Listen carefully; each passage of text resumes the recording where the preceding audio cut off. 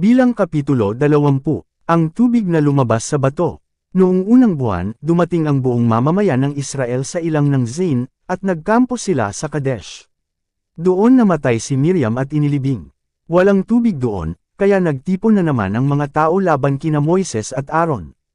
Nakipagtalo sila kay Moises at sinabi, "Mabuti pang namatay na lang kami kasama ng mga kababayan naming namatay noon sa presensya ng Panginoon. Bakit dinala mo kaming mga mamamayan ng Panginoon dito sa disyerto? Para ba mamatay kasama ng aming mga alagang hayop?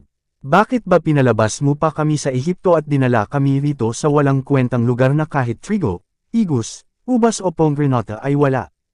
At walang tubig na mainom."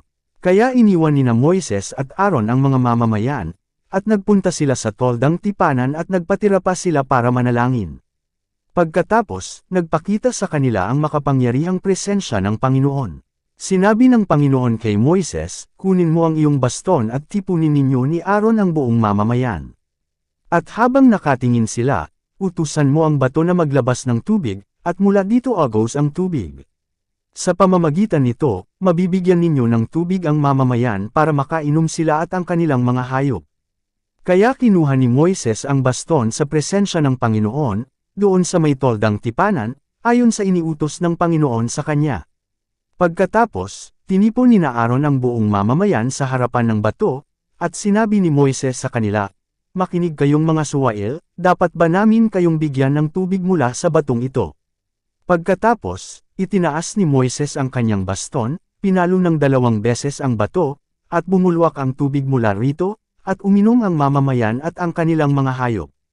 Pero sinabi ng Panginoon kina Moises at Aaron, "Dahil sa hindi kayo naniwala sa akin na ipapakita ko sa inyo ang aking kabanalan sa harap ng mga Israelita, hindi kayo ang mamumuno sa pagdadala ng mga mamamayang ito sa lupaing ibibigay ko sa kanila." Ang lugar na ito ay tinatawag na Meribah dahil nakipagtalo ang mga Israelita sa Panginoon sa lugar na ito, at dito rin ipinakita ng Panginoon ang kanyang kabanalan. Hindi pinayagan ng mga taga-Edom na dumaan ang mga Israelita. Habang naroon pa ang mga Israelita sa Kadesh, nagsugo si Moises ng mga mensahero sa hari ng Edom na nagsasabi, "Ito ang mensahe mula sa iyong kamag-anak, ang mamamayan ng Israel, nalalaman mo ang lahat ng kahirapan na aming napagdaanan.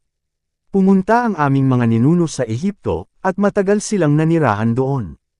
Inapi kami at ang aming mga ninuno ng mga Egyptyo, pero humingi kami ng tulong sa Panginoon at pinakinggan niya kami at pinadalhan ng anghel na naglabas sa amin sa Ehipto. Ngayon, naririto kami sa Kadesh, ang bayan sa tabi ng iyong teritoryo. Kung maaari, payagan mo kaming dumaan sa inyong lupain. Hindi kami dadaan sa inyong mga bukid o ubasan o iinom sa inyong mga balon. Dadaan lang kami sa inyong pangunahing daan at hindi kami dadaan sa ibang mga daan hanggang sa makalabas kami sa inyong teritoryo." Pero ito ang sagot ng hari ng Edom, "Huwag kayong dadaan dito sa amin. Kung dadaan kayo, sasalakayin namin kayo at papatayin." Sumagot ang mga Israelita, "Dadaan lang kami sa pangunahing daan, at kung makakainom kami at ang aming mga hayop ng inyong tubig, babayaran namin ito. Dadaan lang kami sa inyo." Sumagot muli ang hari ng Edom, "Hindi kayo maaaring dumaan dito."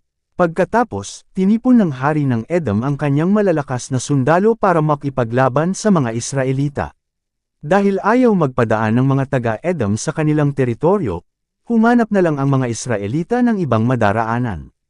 Namatay si Aaron. Umalis ang buong mamamayan ng Israel sa Kadesh, at pumunta sa bundok ng Hor.